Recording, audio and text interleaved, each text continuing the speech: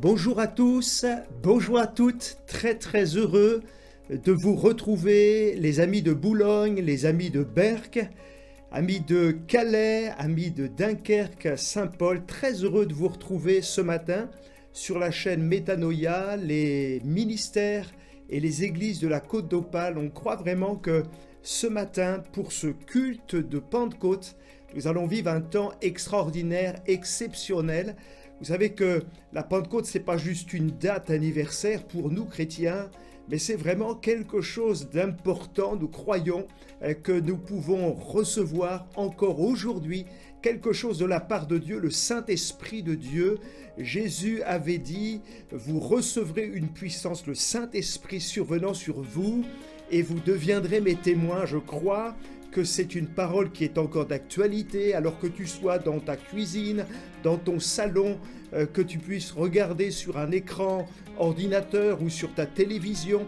Eh bien, le Saint-Esprit, ce matin, je le crois, peut te visiter et te toucher. Alors, on va vraiment apprécier ces moments. C'est Rachel et Jean-Yves Lecoq qui vont nous conduire dans un temps de louange, et j'espère que vous êtes avec nous pour louer le Seigneur, pour ouvrir votre cœur. C'est le pasteur Moïse Koulibaly qui va prêcher la parole de Dieu. Son thème de message, vous recevrez une puissance, et nous croyons ce matin que quelque chose va se passer lorsque l'on va entendre le message de Dieu. Et puis, il y aura même une surprise dans Métanoïa Plus. Nous aurons l'occasion de rencontrer Leandro González, qui est pasteur sur Paris et qui partagera son expérience, comment il a reçu le Saint-Esprit. Et je parle et je vous empêche d'apprécier ces moments. Alors surtout, restez connectés avec nous, vous pouvez aussi écrire un petit message sur la droite de votre écran au chat, et que vraiment nous puissions être ensemble de cœur et d'esprit. Je vais juste demander la grâce de Dieu, et puis on va laisser toute la place à Rachel et à Jean-Yves. Est-ce qu'on peut fermer nos yeux et prier ensemble? Seigneur Jésus, merci pour la bonté que tu nous permets de vivre ce matin, d'être là, connectés ensemble, dans un cœur, dans un même esprit. Viens nous visiter, viens nous rencontrer, que cette matinée soit une matinée de feu. Nous te prions de faire descendre sur nos cœurs la présence de ton esprit, que nous puissions vivre des expériences, peut-être un puissant baptême dans le Saint-Esprit. Tout est possible parce que nous sommes avec toi et parce que nous croyons en toi. Viens nous bénir ce matin, conduis chacun des intervenants et réjouis notre cœur.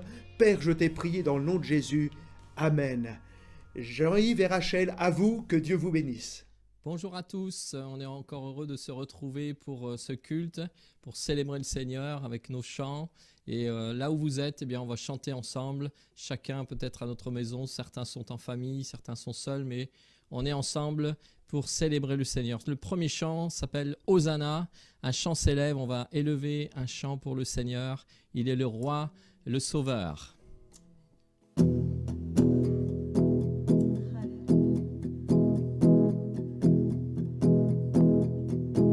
Un chant s'élève, les yeux se tournent vers toi,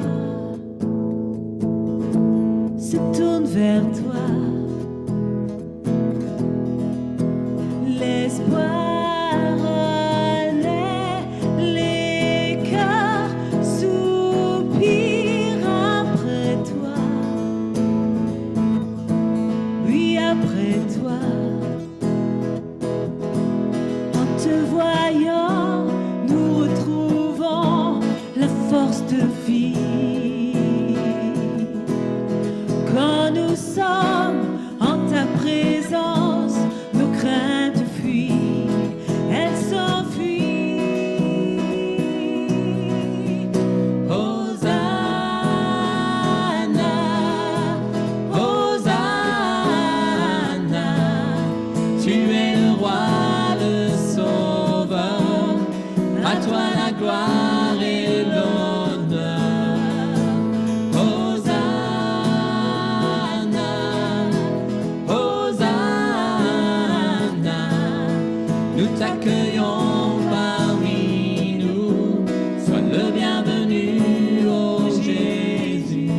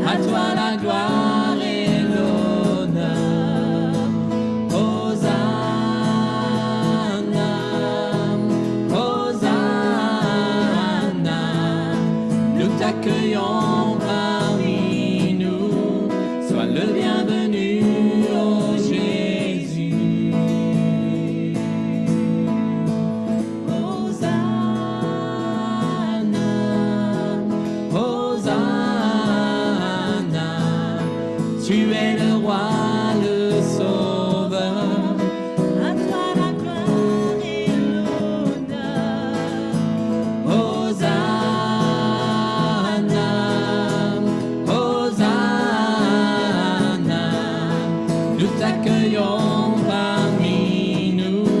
Sois le bienvenu, ô Jésus.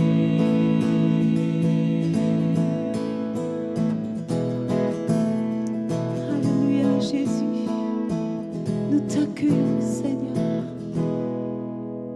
Amen.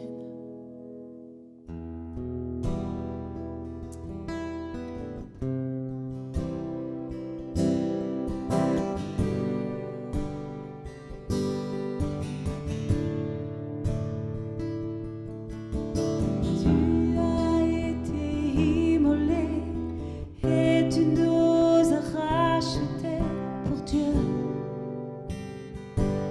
par ton sang. Tu as fait de nous un royaume de sacrificateurs pour Dieu, notre Père. Tu as été immolé. Tu as été immolé et tu nous as rachetés pour Dieu par ton sang. Tu as fait de nous un royaume de sacrificateurs pour Dieu, notre Père. Jésus,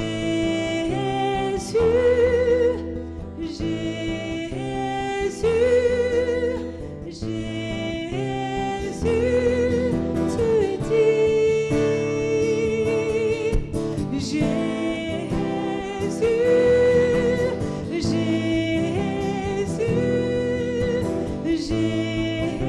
Jésus, tu es digne. À celui qui règne, à l'agneau de Dieu, la louange et l'honneur. À celui qui règne, à l'agneau de Dieu, le pouvoir et la gloire. À celui qui règne, à l'agneau de Dieu, la louange et l'honneur. À celui qui règne, à l'agneau de Dieu, le pouvoir et la gloire. À celui qui règne, à l'agneau de Dieu, la louange et l'honneur. À celui qui règne, à l'agneau de Dieu, le pouvoir et la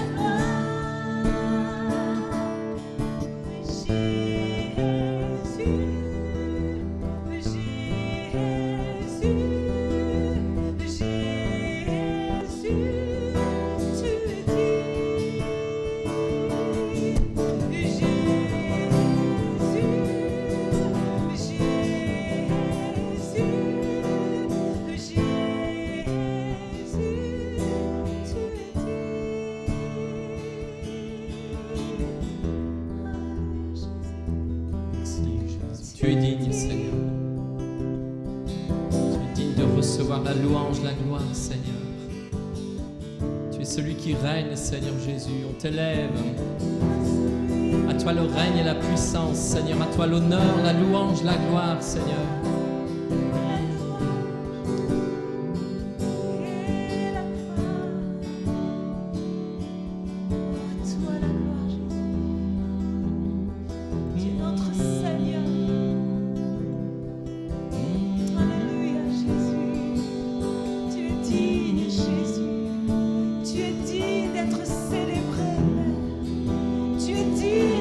Adoré Saint-Esprit, on élève le nom de Jésus.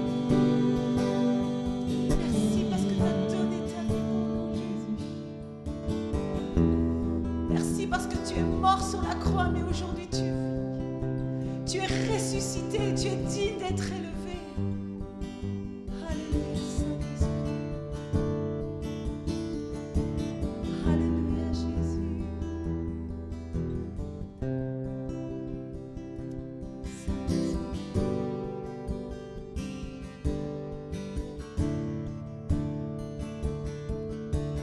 À celui qui règne, à l'agneau de Dieu, la louange et l'honneur. À celui qui règne, à l'agneau de Dieu, le pouvoir et la gloire. À celui qui règne, à celui qui règne, à l'agneau de Dieu, la louange et l'honneur. À celui qui règne, à l'agneau de Dieu, le pouvoir et la gloire.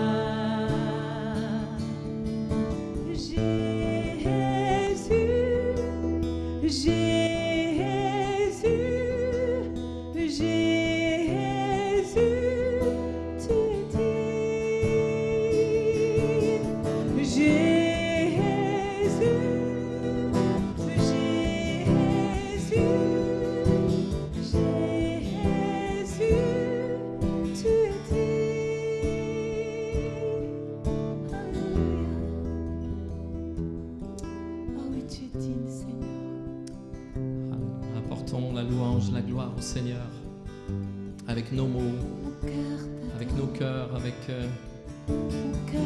notre reconnaissance, notre adoration pour celui qui a donné sa vie, celui qui a été immolé et celui qui est ressuscité.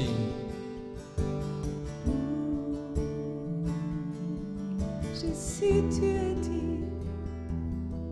Jésus, tu es digne. Jésus, tu es digne. Tu es digne. Jésus, tu es digne. Jésus, tu es digne. Jésus, tu es digne. Tu es digne. Alléluia, Jésus.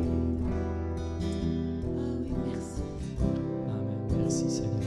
Merci, Seigneur.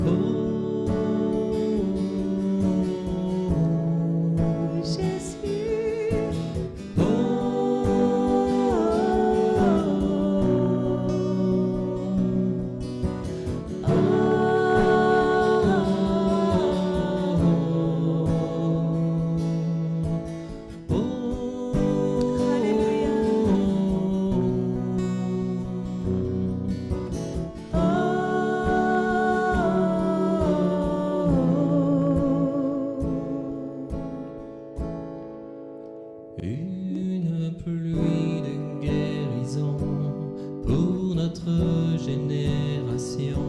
Voici nos cœurs, voici nos cœurs,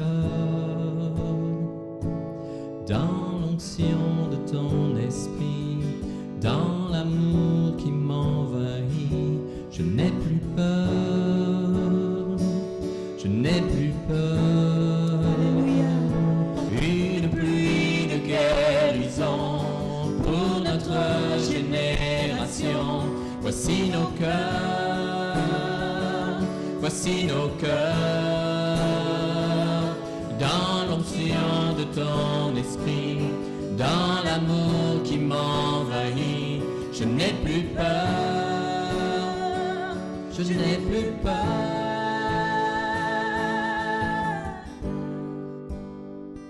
Oui, Jésus, je n'ai plus peur. Oui, Jésus.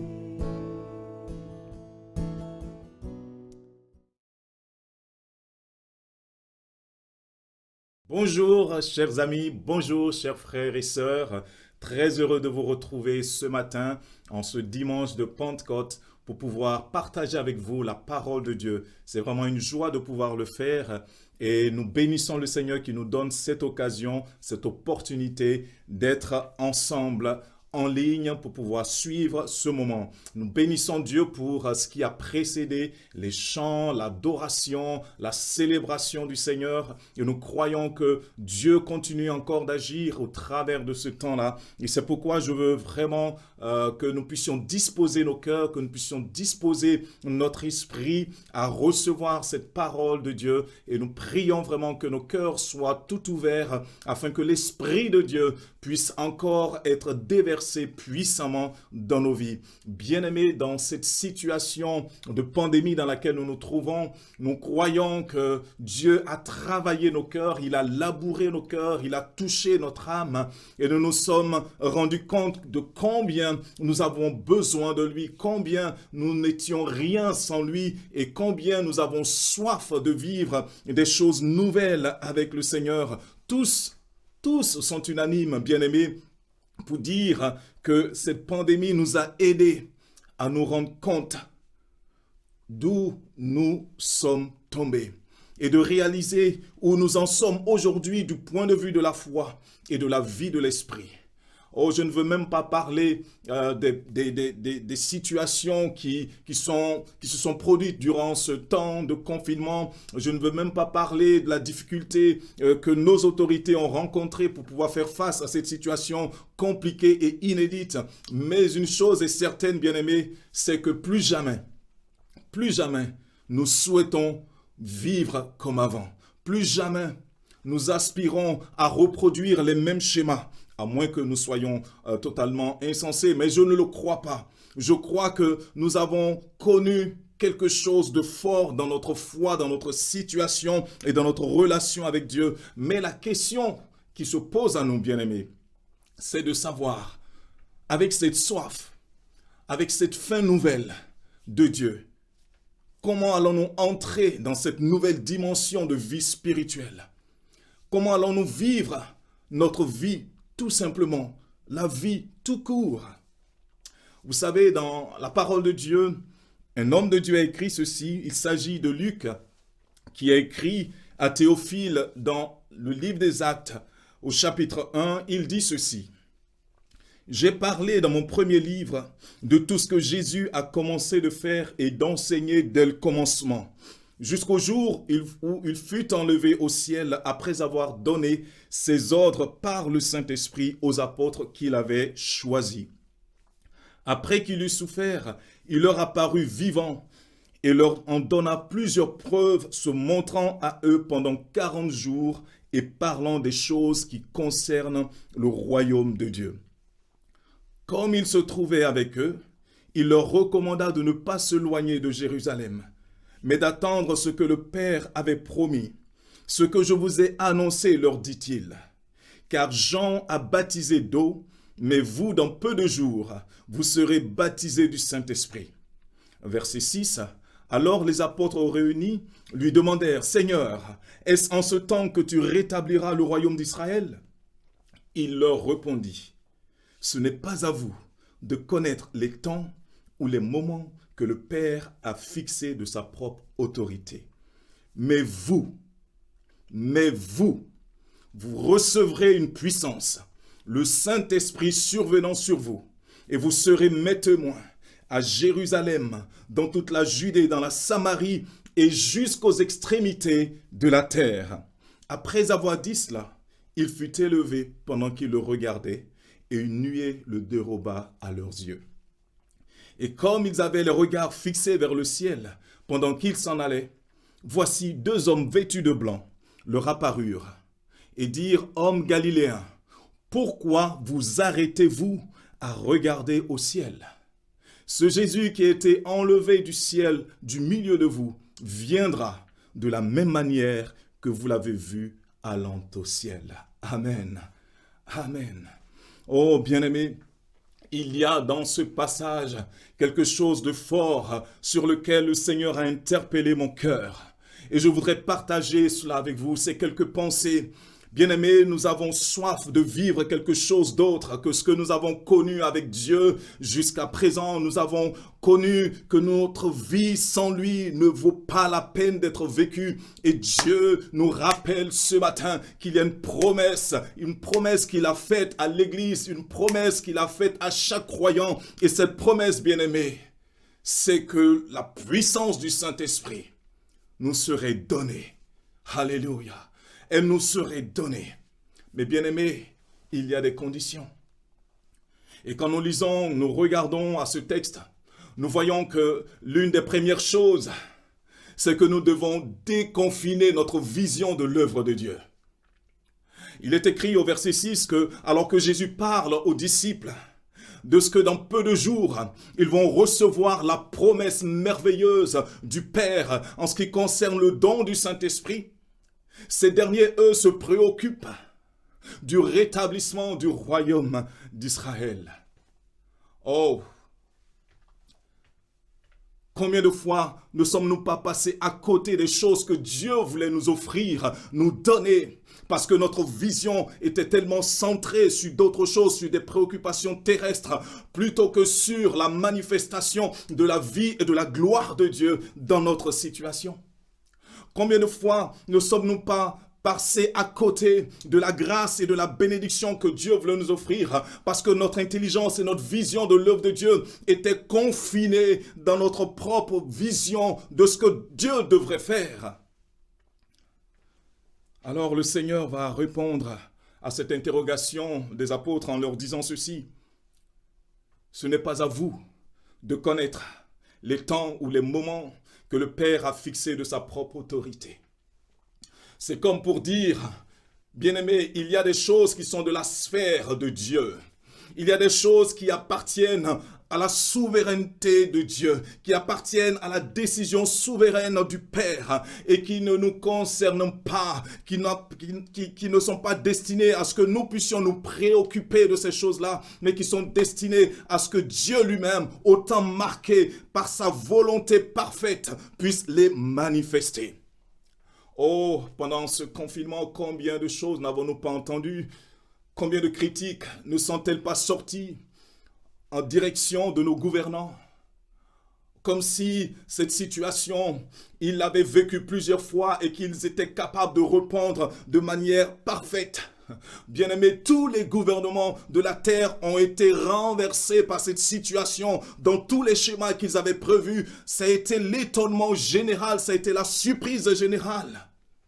Alors, plutôt que de dire à Dieu, change tel gouvernement, change telle autorité, le Saint-Esprit te dit, bien-aimé, ce dont tu as réellement besoin, ce n'est pas qu'un gouvernement change.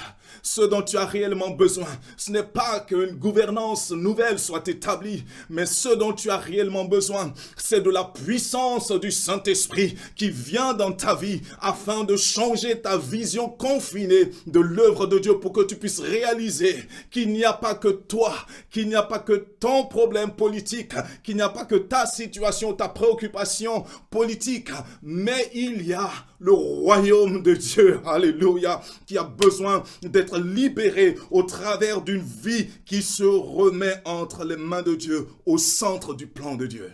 Vous recevrez une puissance, leur a dit Jésus-Christ. Cette puissance, elle est donnée afin de faire de ses apôtres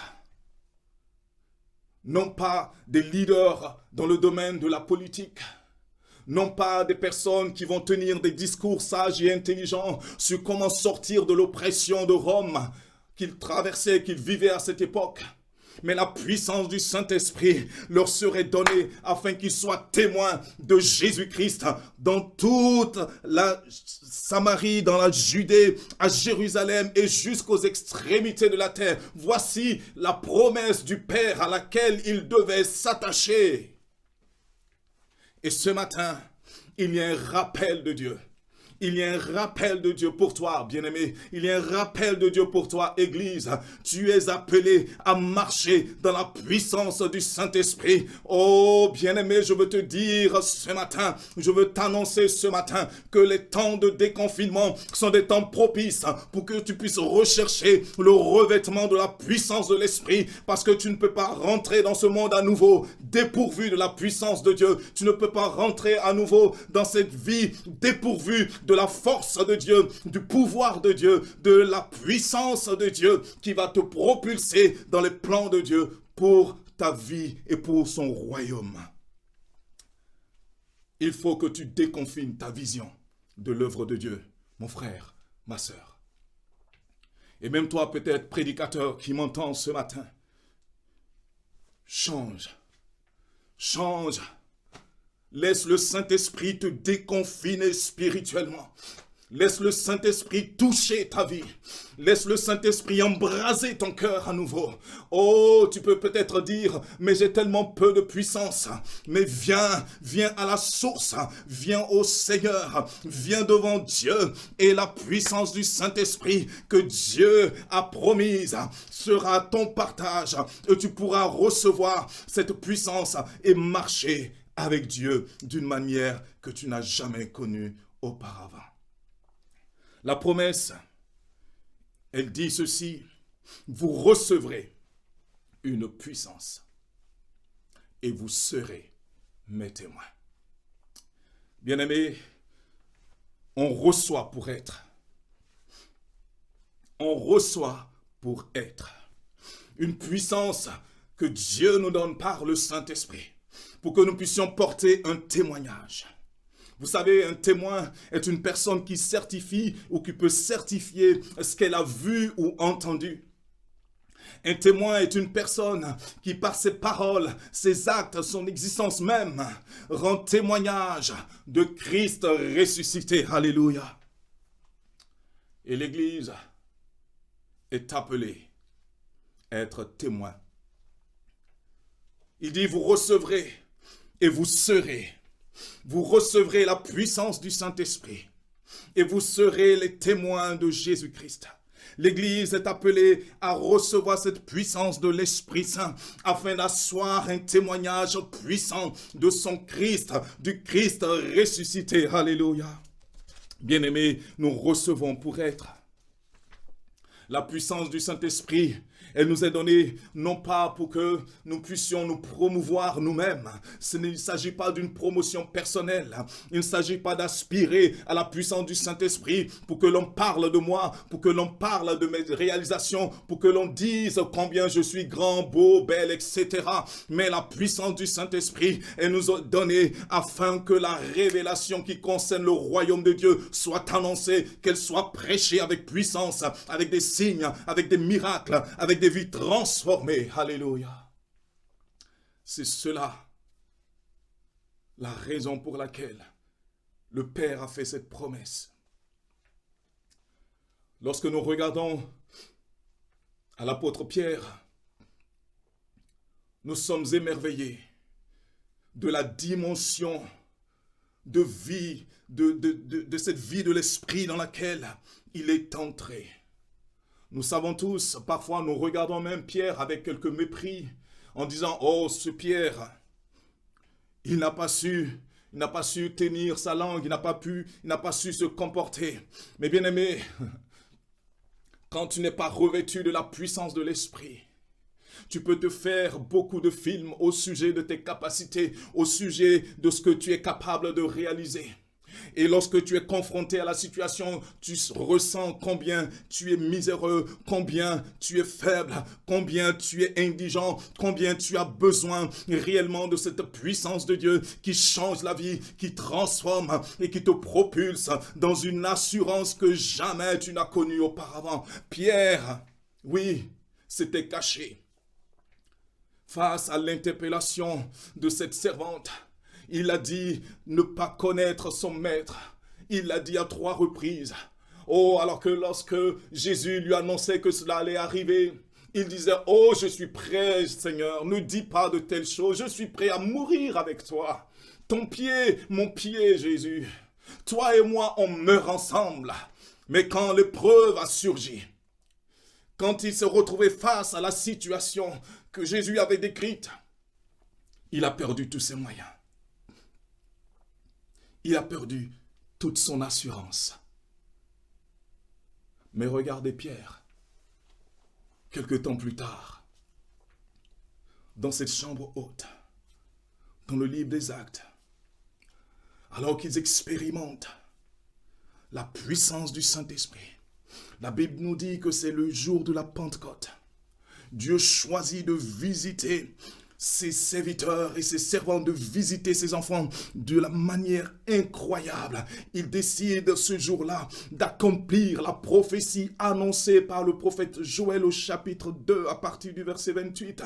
Il décide de manifester sa gloire. Et cet homme, Pierre, qui ne se sentait pas capable, qui ne se sentait pas à mesure de porter le témoignage, va être radicalement changé. On découvrira un homme plein d'assurance. On découvrira un homme dont le discours n'est plus embarrassé. On découvrira un homme fougueux, rempli du feu du Saint-Esprit. La Bible dit, les disciples assemblés vont recevoir de la part de Dieu le baptême dans le Saint-Esprit. Il va se faire un bruit comme celui d'un vent impétueux. Et alors des langues semblables à des langues de feu vont être libérées sur chacun des disciples assemblés avec les apôtres. Et là, ils vont se mettre à parler en d'autres langues. Oh, bien-aimés, ces gens, hommes, femmes, jeunes gens certainement, qui étaient assemblés là, vont vivre une expérience incroyable qui va transformer leur vie.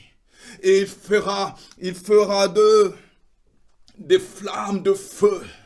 Cette vie de l'esprit qui viendra les saisir, va les amener à prêcher sans cligner les yeux. Ils vont annoncer sans craindre la mort que Jésus-Christ est le Fils de Dieu, que Jésus-Christ est le Messie. Il est mort et il est ressuscité et il reviendra. Alléluia. Seule la puissance du Saint-Esprit pouvait changer un tel homme. Seule la puissance du Saint-Esprit pouvait changer une telle assemblée de frères et de sœurs. Et bien aimés, pour les temps que nous vivons, oui, nous pouvons dire que nous avons besoin de réfléchir à de belles stratégies, d'organiser des choses excellentes. Et Dieu n'est pas contre le fait que l'on réfléchisse, que l'on s'organise, que l'on planifie. Mais Dieu veut te rappeler que ce qui va faire le moteur de cette belle organisation, ce qui va faire le moteur de tes beaux programmes, c'est la puissance du Saint-Esprit qui va se dégager du témoignage authentique de la mort et de la résurrection de Jésus-Christ. Alléluia. À la prédication de Pierre, le Saint-Esprit va convaincre le cœur de plus de 3000 personnes. Et ces hommes et ces femmes vont être vivement touchés dans leur cœur. Et ils vont se donner au Seigneur. Quelle belle moisson. En une prédication. En une prédication. Et Dieu nous interpelle ce matin. Il ne s'agit pas de construire de longs discours bien réfléchis. Mais il s'agit de se laisser utiliser par le Seigneur, par le Saint-Esprit, afin d'apporter le message vivant et puissant de Dieu pour la transformation des vies. Vous savez, nous nous appelons Église et ministère de la Côte d'Opale, avec pour vision des vies transformées. Des vies transformées. Telle est notre aspiration.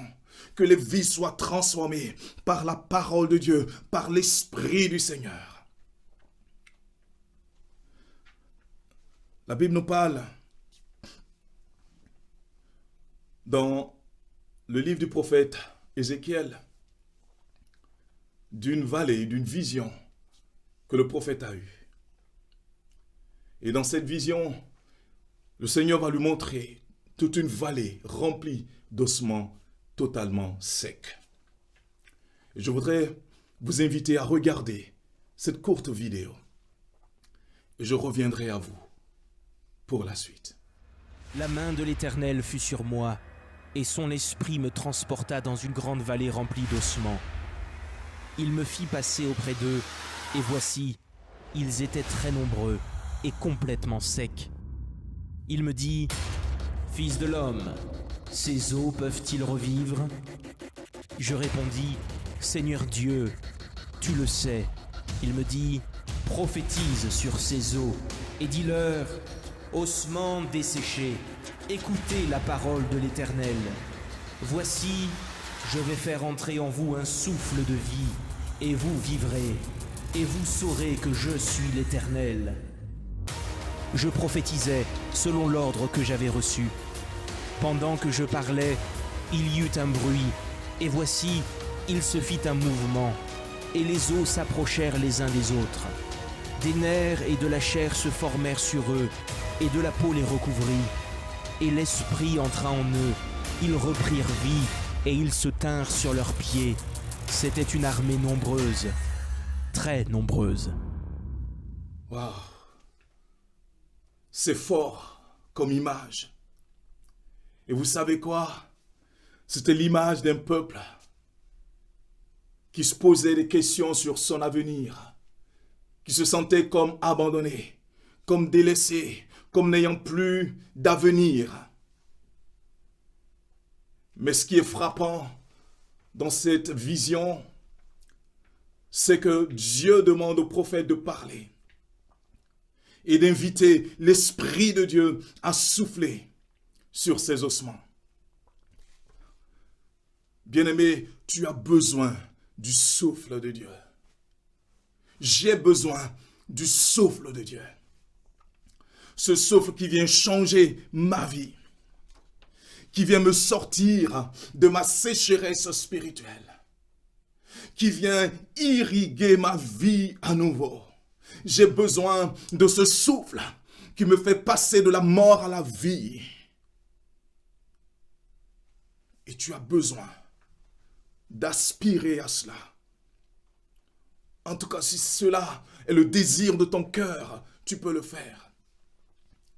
Le Seigneur nous donne son esprit afin que nous puissions triompher de toutes ces situations qui longtemps nous ont maintenus comme dans un sépulcre. Et vous savez quoi? Le Seigneur ne nous donne pas simplement le Saint-Esprit pour que nous puissions manifester des miracles.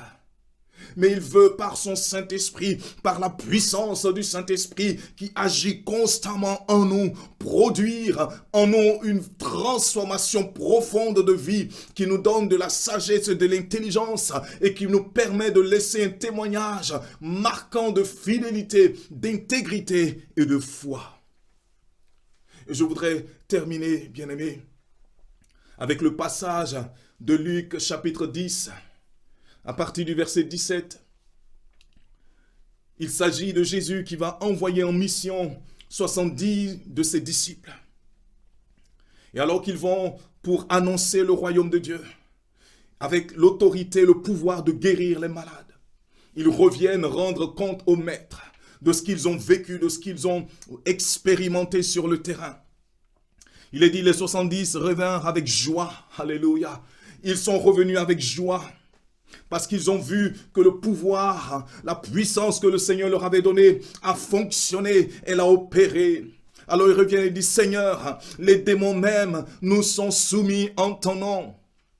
Et Jésus leur dit au verset 18, je voyais Satan tomber du ciel comme un éclair. Et je veux juste m'arrêter là, bien-aimé, pour te dire, parfois nous nous réjouissons de voir des démons qui sont chassés, auxquels on ordonne de quitter les vies et qui obéissent.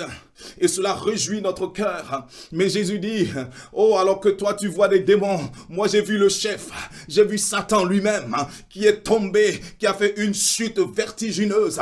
Il est tombé comme un éclair parce que tu as osé te lever, tu as osé accepter d'être revêtu de ma puissance, tu as accepté d'être revêtu de mon autorité et tu as accepté d'aller faire mon œuvre, d'aller annoncer et proclamer le royaume de Dieu. Alors sache qu'à chaque fois que tu sors ainsi, revêtu de mon autorité, revêtu de ma puissance, tu donnes à Satan d'expérimenter une chute vertigineuse, de tomber comme un éclair. Ne te réjouis pas simplement de ce que les démons te sont soumis. Jésus dira, oh, réjouis-toi de ce que tu es à moi. Alléluia. Réjouissez-vous de ce que vos noms sont inscrits dans les cieux. Alléluia. Nous, on voudrait simplement nous arrêter sur le fait de voir des démons qui nous sont soumis, de pouvoir dire, oh, esprit impur sort, et le démoniaque est libéré, et nous on se réjouit, on danse, on célèbre Dieu. Mais Jésus dit, oh, ça ce n'est que peu de choses. Ce n'est que peu de choses. Je veux que ta joie ne soit pas dans le fait que les démons te soient soumis, mais je veux que ta joie se trouve dans le fait que tu es à moi, que tu m'appartiens, que tu es avec moi, que tu seras avec moi tous les jours. Alléluia. Oh, quelle bénédiction. Quelle bénédiction. Et voyez ce que Jésus dit. Au verset 24, il dit, je vous dis que beaucoup de prophètes et de rois ont désiré voir ce que vous voyez et ne l'ont pas vu. Entendre ce que vous entendez et ne l'ont point entendu. Est-ce que tu réalises cela, bien-aimé? Est-ce que tu réalises le privilège qui est le tien dans cette saison? Dans cette dispensation, est-ce que tu réalises la grâce qui t'est donnée? Des prophètes ont aspiré à cela. Ils ne l'ont point vu. Des rois y ont aspiré, mais cela ne leur a pas été accordé. Mais à toi, bien-aimé, la grâce a été faite. À toi, la grâce a été faite. Le privilège a été donné. Oh, bien-aimé, sors. Sors de ces choses qui te détournent de ce grand privilège. Et aspire à vivre cela. À vivre cela. Parce que ce que tu vis avec Dieu, revêtu de la puissance du Saint-Esprit, rempli du Saint-Esprit, de témoigner, beaucoup ont aspiré à cela, mais ne l'ont pas reçu. À toi, la grâce a été faite. Alors ce matin, je veux que tu réalises ton privilège. Jésus a dit aux disciples, je vous ai donné le pouvoir de marcher sur les serpents et les scorpions et sur toute la puissance de l'ennemi. Le venin du serpent et du scorpion a la capacité de paralyser, a la capacité de produire de l'hémorragie, à la capacité de détruire, à la capacité de nuire, à la capacité de faire mal, de ruiner une vie. Et Jésus te dit, tout ce qui dans ta vie a cette capacité de nuisance et de destruction, je te donne le pouvoir sur ces choses. Alléluia. Je te donne de marcher, de dominer sur ces choses. Alléluia. Et rien ne pourra te nuire. Quel privilège, quelle grâce, quelle bénédiction. Alors vas-tu rester là sans réagir? Je voudrais t'inviter. Alors que Jean-Yves et Rachel vont nous apporter ce cantique. Si cette parole a touché ton cœur, Si elle t'a interpellé, et elle a créé en toi une soif de rechercher, vraiment d'être rempli du Saint-Esprit et d'être revêtu de la puissance de Dieu, je voudrais juste t'inviter à te décider et à prier. Tu peux même écrire dans le chat ta décision. Oui, Seigneur, je veux être revêtu de ta puissance. Alléluia. Alléluia. Nous allons incliner nos têtes. Nous allons demander au Seigneur, lui dire que nous avons besoin aujourd'hui, pour aujourd'hui, pas pour demain, pour aujourd'hui, de la puissance du Saint-Esprit. Nous avons besoin aujourd'hui de la puissance du Saint-Esprit pour notre famille, pour notre maison, pour notre quartier, pour notre assemblée, pour notre nation. Nous avons besoin d'être revêtus de la puissance du Saint-Esprit. Alléluia. Est-ce que tu peux prier avec moi, bien-aimé?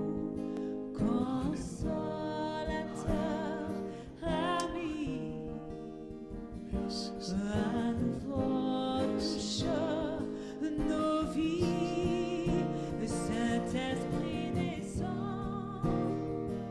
Sur nous, descends sur nous, que ta puissance vienne, que ta voix résonne. Alors que ce chant se termine, bien-aimé, c'est l'occasion. C'est l'occasion. Étends tes mains vers le ciel. Si tu veux te mettre à genoux, fais-le, sens-toi libre. Tu es chez toi. Profite de ce moment et dis au Seigneur, me voici. Remplis-moi. Remplis-moi. J'ai besoin de la puissance du Saint-Esprit pour être ton témoin. Pour être ton témoin partout où tu m'enverras, partout, Seigneur. Me voici, remplis-moi, baptise-moi du Saint-Esprit. Oui, tu peux prier ainsi, baptise-moi du Saint-Esprit. C'est la promesse qui m'est destinée. Pierre a dit, cette promesse, elle est pour vous et pour tous ceux que le Seigneur appellera en aussi grand nombre qu'ils seront. C'est une promesse qui s'adresse à toi également, une promesse qui traverse les générations. Tu peux faire cette prière et dire, Seigneur, me voici. Baptise-moi. Fais ce pas de foi. Fais ce pas de foi. Alléluia. Alléluia. Saint-Esprit, descends sur nous.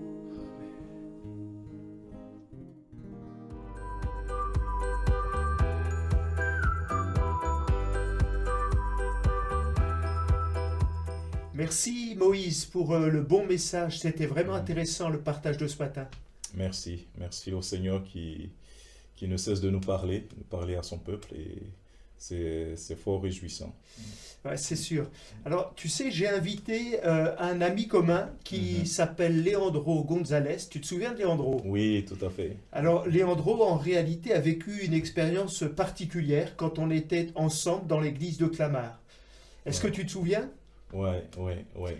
Alors, peut-être pour les amis qui regardent par Internet notre culte, Leandro était donc un étudiant dans l'Institut biblique de Nogent-sur-Marne, qui était un institut biblique sérieux, mais qui n'était pas du tout un institut biblique pentecôtiste. Lui-même venait d'une famille méthodiste. Je ne sais pas si tu te souviens, les églises méthodistes, c'était à l'époque de Wesley. Oui, tout à fait. Tu te rappelles? Et donc, en fait, voilà que il a demandé à venir dans l'église de Clamart pour être membre, mais aussi pour faire un stage pastoral, parce qu'il sentait qu'il y avait un appel dans son cœur, et on a dit oui. Ouais. Est-ce que tu te souviens de ça? Oui, je me souviens de son arrivée avec son épouse, Nathalie. Ouais. Ouais. Alors, Bon, en réalité, j'ai pensé que c'est intéressant qu'il nous parle de son expérience.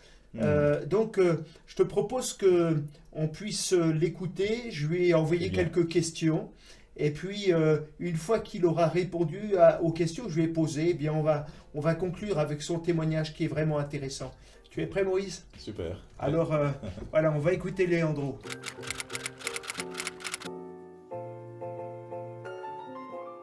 Bonjour à chacun, c'est une joie pour moi de pouvoir participer au travers de ce moyen et de pouvoir répondre à ces quelques questions. Alors, effectivement, moi je viens d'un milieu méthodiste pentecôtiste, mais sauf que le terme pentecôtiste n'était pas compris pareil. C'est-à-dire que moi, à l'époque, il n'y avait pas forcément de parler en langue, il y avait plus une histoire d'expression du cœur qui se manifestait par essentiellement des pleurs, des danses, etc.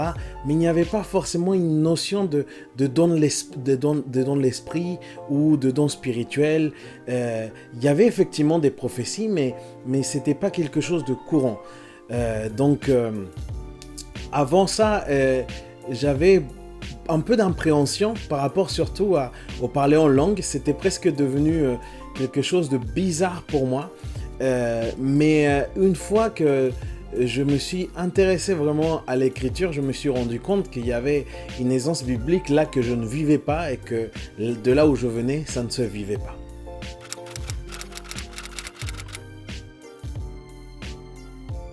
Effectivement, quand je suis rentré à l'école biblique, j'ai changé d'église et je me suis retrouvé à Clamart où on vivait et il y avait une véritable manifestation des dons de l'esprit. Je me souviens de moments ou d'instants où vraiment il y avait différentes langues, on chantait en langue, c'était tellement fort et ça, je voyais que ça changeait complètement l'atmosphère. Alors oui, j'étais surpris, mais ça m'a surtout mis l'eau à la bouche. J'ai commencé à avoir envie de vivre cette dimension parce que cette dimension avait l'air d'être quelque chose qui dépassait tout le monde, que les gens ne cherchaient pas forcément à maîtriser, mais qu'ils le vivaient.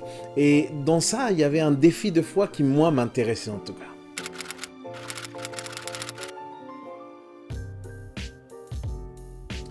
Effectivement, quand j'ai commencé à servir, je n'étais pas encore rempli du Saint-Esprit, je n'avais pas encore vécu cette effusion. Et effectivement, je pouvais voir qu'il y avait une différence. Alors, moi, je ne la vivais pas mal. Je savais que j'étais dans un processus dans lequel j'allais arriver. Et puis, Dieu était en train quand même de me forger sur d'autres domaines. Mais effectivement, j'avais soif de pouvoir comprendre et plus que comprendre, vivre ce que l'équipe vivait, effectivement.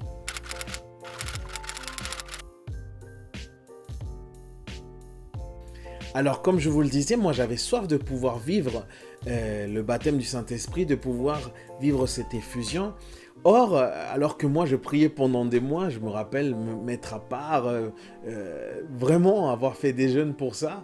Et je me rappelle que à un moment, c'est mon épouse, alors qu'on était en plein dîner avec un couple d'amis argentins, pasteurs qui étaient de passage là-bas. On a fini ce moment-là et on allait simplement prier pour se dire au revoir. Et là, mon épouse, elle est saisie de l'esprit et puis elle nous arrête tous et dit « je comprends pas et tout, il y a comme quelque chose qui veut sortir, je sens comme un feu qui est en train de sortir là et je comprends pas. » Et là, l'épouse du pasteur, elle a compris qu'elle allait vivre, elle était en train de rentrer dans cette dimension-là. Elle n'a même pas eu besoin de la toucher, elle s'est approchée, elle allait prier pour elle, elle n'a même pas eu besoin de la toucher. Et là, ça s'est manifesté, elle a commencé à parler en langue. Alors, moi, j'étais ravi, content, archi heureux pour elle, mais en même temps, j'étais archi jaloux. J'étais jaloux parce que moi, je m'avais prié, je m'étais mis à part. Elle n'avait pas fait grand-chose, mais je crois que c'était une question aussi de disposition de cœur. Elle avait vraiment la bonne disposition de cœur.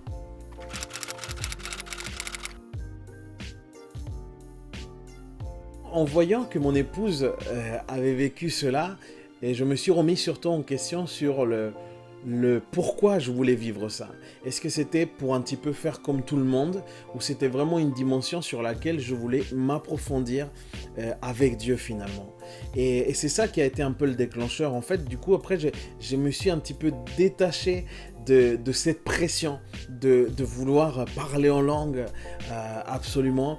Et j'ai commencé surtout à approfondir ma relation profonde, la relation avec Dieu.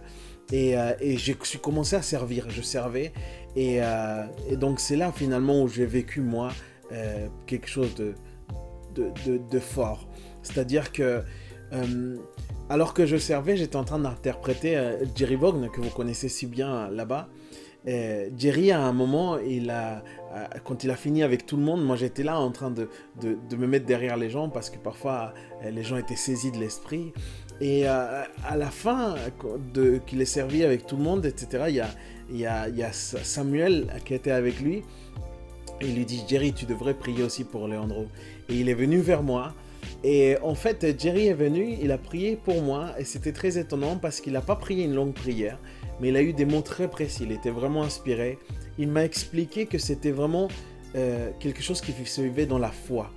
Que c'était essentiellement des blocages qu'on pouvait avoir. Mais il m'a dit vraiment des mots très précis. Il m'a dit, tu ne peux pas parler deux langues en même temps. Et puis, il y avait quelque chose de très personnel que je recevais au travers de ce que Jerry était en train de me dire. Et ensuite, il m'a juste laissé là. Et j'ai compris que je devais faire un pas de foi, commencer à parler.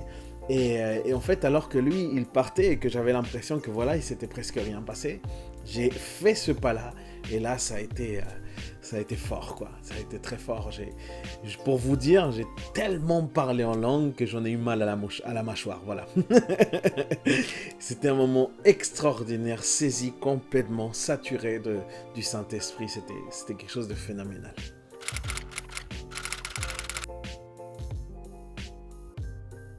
Je crois qu'il y a vraiment un avant et un après cette expérience du point de vue aussi de dépendance de Dieu. Je suis rentré dans cette effusion de l'esprit, c'est rentrer aussi dans une totale dépendance de l'esprit. Et donc c'est là où on apprend à écouter Dieu, on apprend à écouter ce que l'Esprit souhaite faire et on commence à travailler tout en ayant la foi, parce qu'à chaque fois c'est des pas de foi. Quand on donne une parole prophétique, c'est pas quelque chose de forcément très clair, mais on fait un pas de foi en le disant, et puis après Dieu, en voyant notre foi, Dieu nous donne les bons mots. Quand on prie pour quelqu'un qui est malade, nous on n'a pas la puissance, mais on croit profondément que Jésus-Christ a la puissance. Donc oui, ça m'a changé, particulièrement dans ma soif. Je suis devenu encore plus assoiffé. Avant, j'avais l'impression que j'étais vraiment assoiffé de Dieu, mais finalement, la soif attire la soif. Là, je suis devenu vraiment assoiffé de Dieu et je me suis dit, je ne peux pas m'arrêter à simplement une expérience. J'ai besoin de vivre une vie pleinement avec Dieu. Et c'est ce que j'ai commencé à vivre. Et Dieu merci, effectivement, pour ces signes qui accompagnent, pour les fruits. À Dieu la gloire, parce que au fond, je reconnais que je n'ai aucun mérite et que vraiment Dieu opère des choses qui me dépassent et je suis juste tellement honoré et ravi d'être un instrument entre ses mains.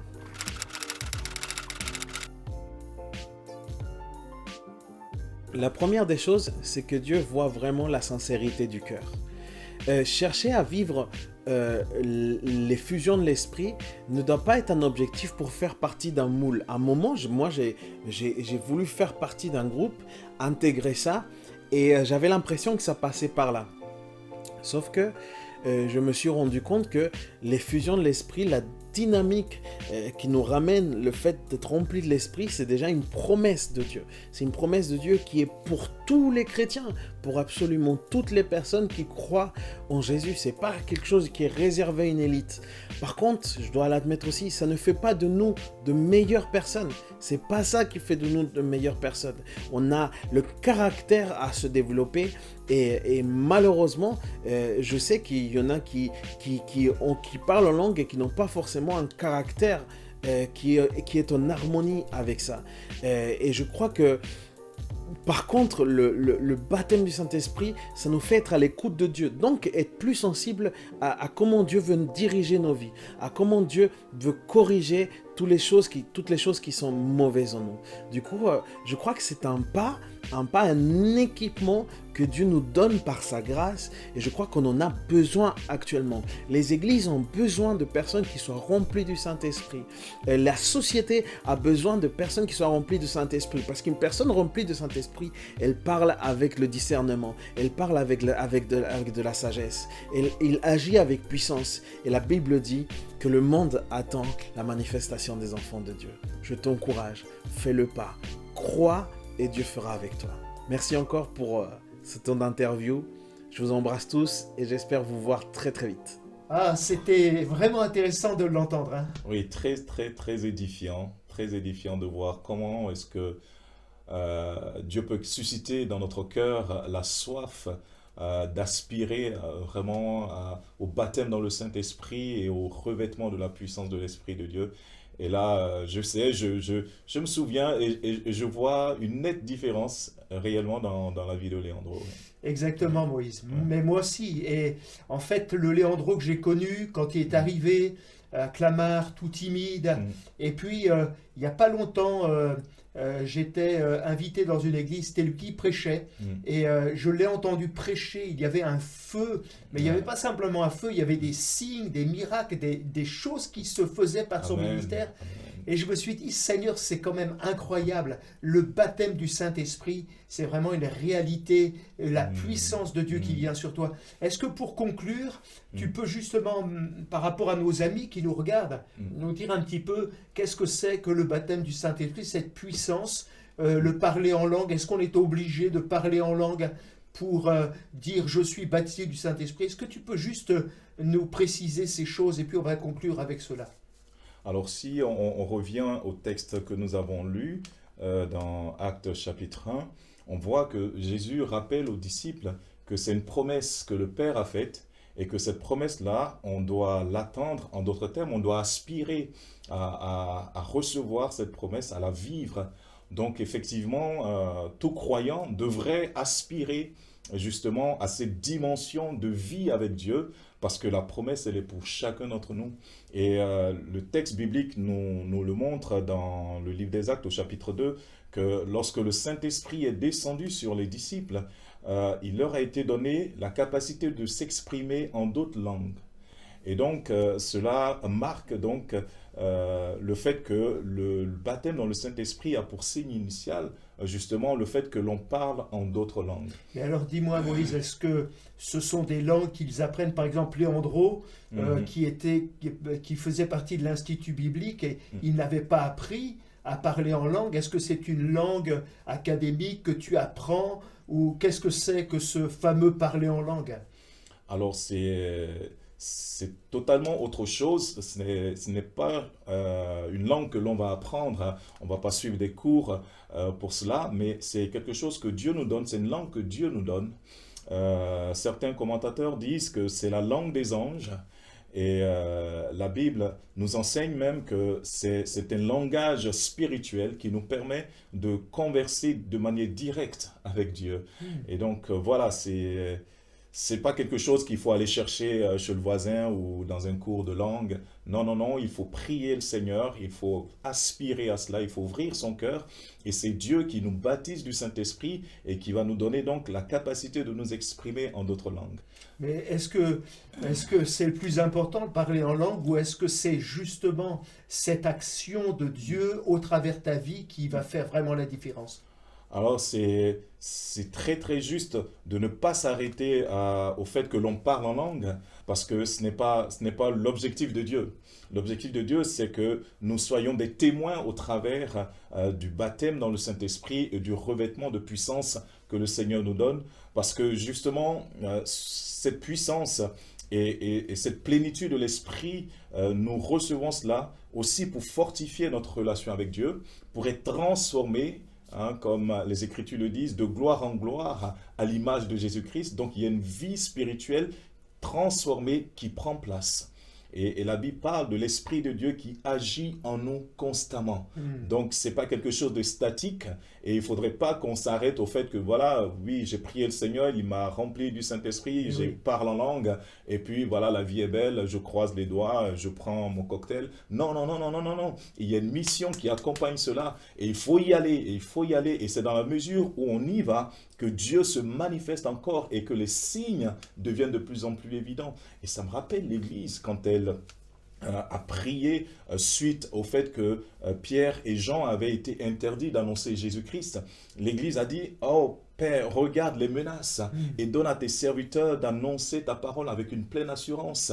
Et là, la Bible nous dit que après cette prière, le lieu où ils étaient assemblés a tremblé. Ils ont été tous remplis du Saint-Esprit. Donc, il y a une mission qui va avec. Et si nous croisons les bras, si nous arrêtons de servir Dieu, eh bien, on perd cela. Ok. On perd ce revêtement de puissance-là, on ne va pas vivre les signes, en fait. Ouais. En tout cas, merci Moïse, mais on veut remercier Léandro pour son bon témoignage et pour vraiment sa participation. Merci Léandro. Si tu nous regardes ce matin, eh bien, sois béni. En tout cas, c'est sûr que ça a été un plus dans ton ministère et dans le ministère de Nathalie, ton épouse. Que le Seigneur vraiment vous bénisse. Amen. Alors, on va passer maintenant aux annonces. Que Dieu nous bénisse ensemble. Amen.